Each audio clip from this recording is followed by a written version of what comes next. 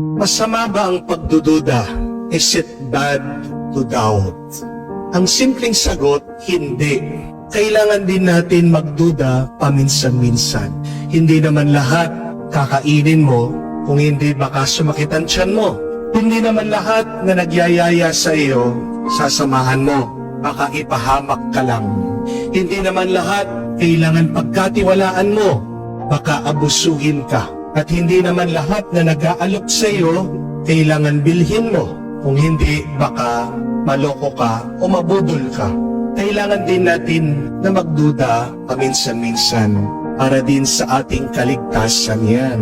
Pero ang tanong, kailan ba nagiging masama ang pagdududa? Tatlong pagkakataon na kung saan nagiging masama ang pagdududa. Una, masama na pagdudahan mo ang iyong sarili. It is not right when you doubt yourself. Kapag nagtanim ka ng buto o binhi, babalikan mo ba yan kinabukasan, huhukayin mo yung lupa para tignan mo kung tumutubo ba? Kailangan ba yun? Di ba hindi? Kung nagtanim ka at araw-araw binabalikan mo yung tinanim mo, inuungkat mo, inuhukay mo, tinitignan mo kung meron na bang ugat, ano pong mangyayari doon sa tinanim mo?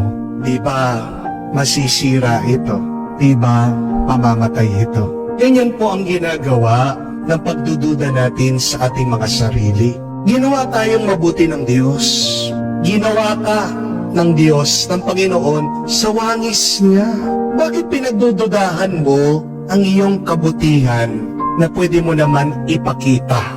May kasabihan po that doubt kills more dreams than failure never will.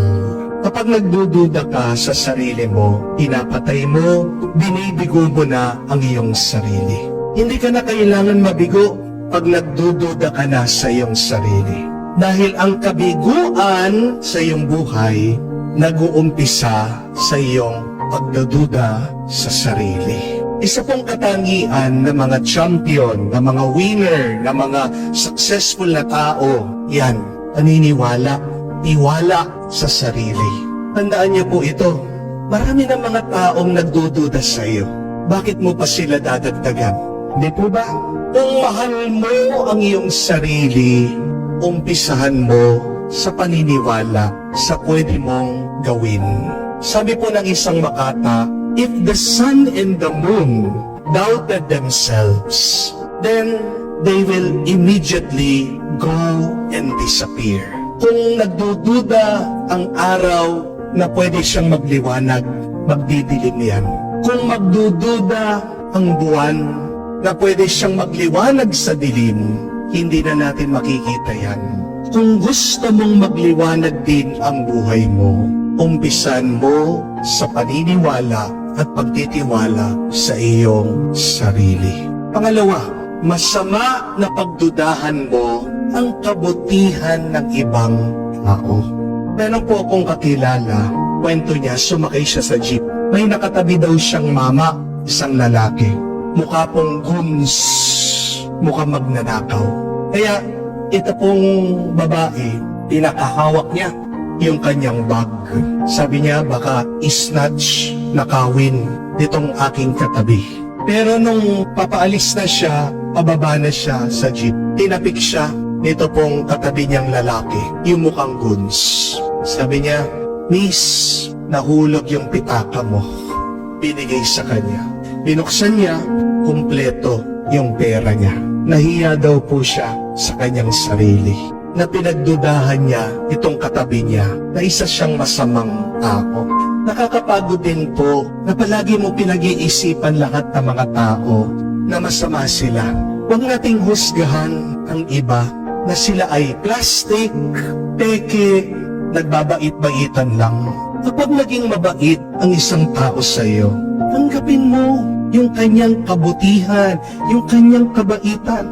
Goodness is still goodness. Kindness is still kindness. Even if it comes from your enemy, even if this kindness comes from people that you hate, kung binati ka ng good morning ng chismos sa mong kapitbahay, Hindi mag-good morning ka din sa kanya. Huwag mo isnabin.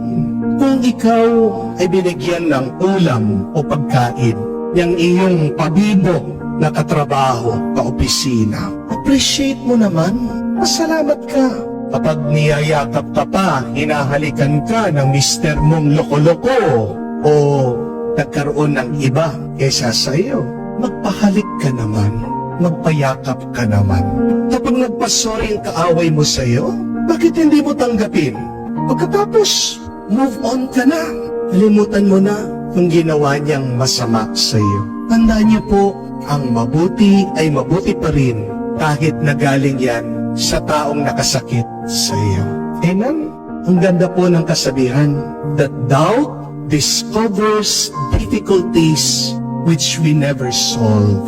And belief is the word which speaks of life. Kapag nagdududa ka, palagi kang nakakakita ng problema. Pero pag nagtitiwala ka, yan na nagbibigay sa iyo ng panibagong buhay at panibagong gana. Ang taong palaging nagdududa, miserable yan, malungkot yan, ang bigat ng karanasan yan. Pero ang taong natitiwala, payapa at masaya sa buhay. Yan po ang isang dahilan bakit hinihikayat ni Jesus si Santo Tomas. Sabi niya, maniwala ka, huwag kang magduda. Do not be unbelieving, but believe. Because if we stay with doubt, with unbelief, we will never live a life that is full. We will never live a meaningful life. Pangatlo at kahuli-hulihan, masama na pagdudahan mo ang pagmamahal ng Diyos. Kailangan pa ba nating pagdudahan ng pagmamahal ng Diyos?